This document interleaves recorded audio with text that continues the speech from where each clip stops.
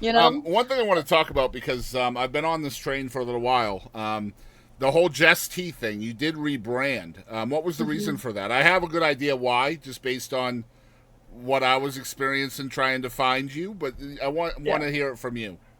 Yeah, no one could find me. Yeah. That was the problem. No Hmm. one could find me. And my married name is extremely common, so I just went back to my maiden name because there's not a single other Jess Woodland. There might be one on Facebook, maybe.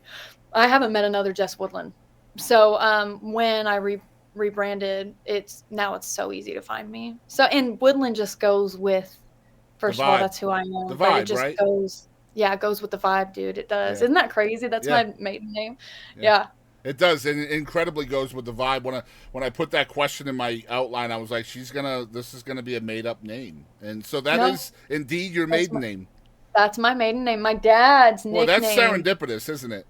it is. My Yeah. dad's nickname was Woody, and so yeah, Waylon Wood is his name, but Woodland is my last name. Awesome. That's good stuff, man. I love that.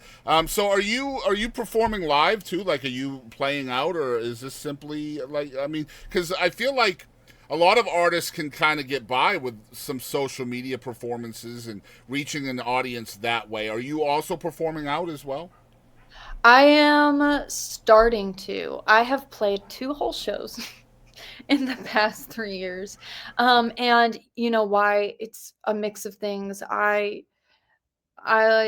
have extreme performance anxiety. I used to sing in front of thousands of people, but they were never my songs, and I was never the one they were looking at, those were always covers.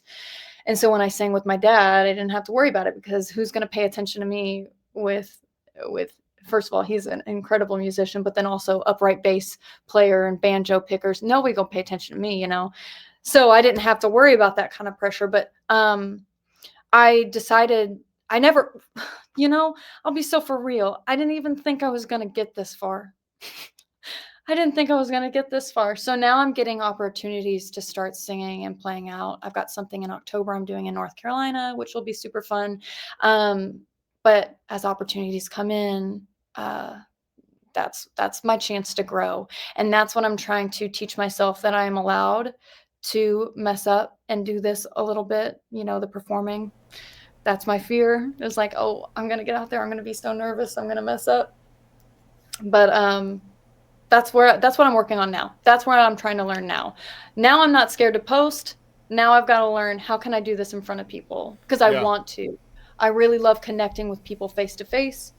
I love meeting I'm a big people person. Hmm. So, that's what I'm trying to figure out. And I'm here to tell you that that is the path from where you are now to that Grammy committee.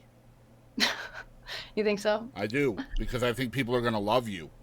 Well, no, I'm glad. There's a whole lot of people out there that don't have Instagram and TikTok, right? And Yeah. you're doing so fantastic on both of those platforms. But um, I mean, let's be honest, you are playing a brand of music that is perhaps a little beyond the generation of those two platforms. Whether I like to hear that or not, it's probably true.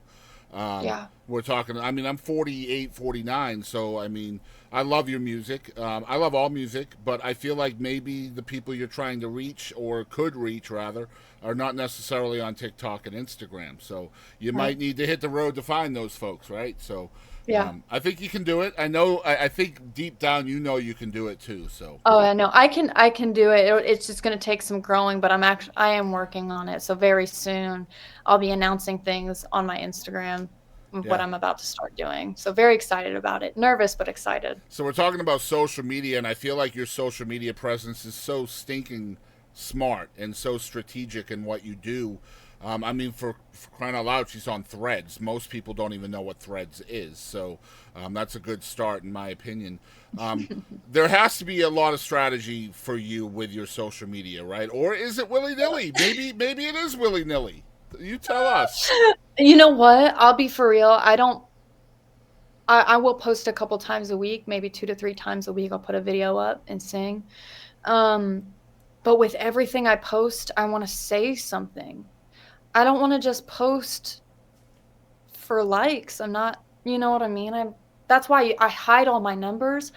I don't need you to know. You don't need Mm-hmm. to be influenced by the numbers of this, whatever it is. I want you to get something out of it. I want my social media, and I've said this, every label I've ever talked to, uh, whatever, big wigs, whatever. And some of them go, when I say I need my socials to be a mirror.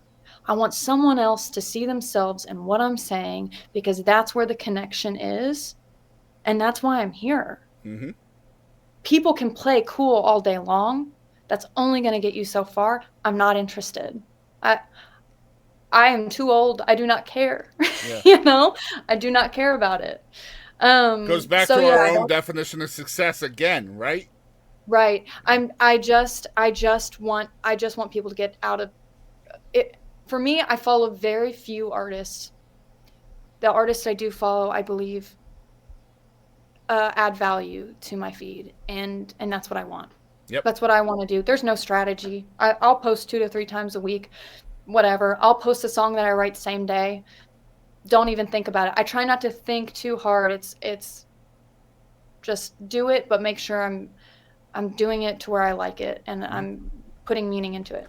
And I know how that is as a podcaster, as an independent podcaster, with perhaps not the following that some of these artists that I've been blessed to interview would ordinarily go for. Um, I get told no a lot, and I get ghosted a lot because of numbers. And if I get turned down because of numbers, they will flat out tell you, you know, you don't have enough followers for my client to be interviewed by you. And I always say the same thing to them. I always say, I need you and your client to sit down and watch one interview. I don't care which one, you pick. And if you still don't think your client wants to be interviewed after that, I'll never bother you again. Mm, that's so unfortunate and so upsetting because some of the best artists and the best people that I've seen don't have the numbers. Mm-hmm.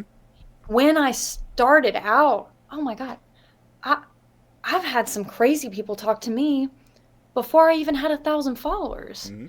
Those are diamonds. You know what I mean?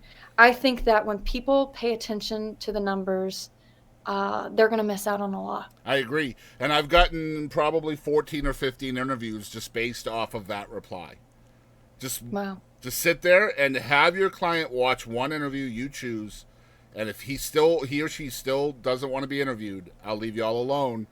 And within Yeah. a day or two, I've got a response. When can we set this up? So that is pretty cool. It's for me. It's all about the definition of success, right? Like, if I'm able to sit down with somebody and tell their story in a way that nobody else has ever been able to tell it, I feel like that is a valuable thing to an artist to tell, whether you're Jess Woodland or whether you're somebody on the Grammy committee. You know, I mean, it doesn't matter. Everybody has a different story, and I feel like most media does not tell the story in a productive way, and that's why I want to do this. Yeah. Because I feel like it's Well, very, I very appreciate needed. it. Thank you. Yeah, it's I appreciate absolutely you for letting appreciated. me do it. Like I said, it takes a lot of trust to open your story up for somebody you've never met. So I appreciate you being here.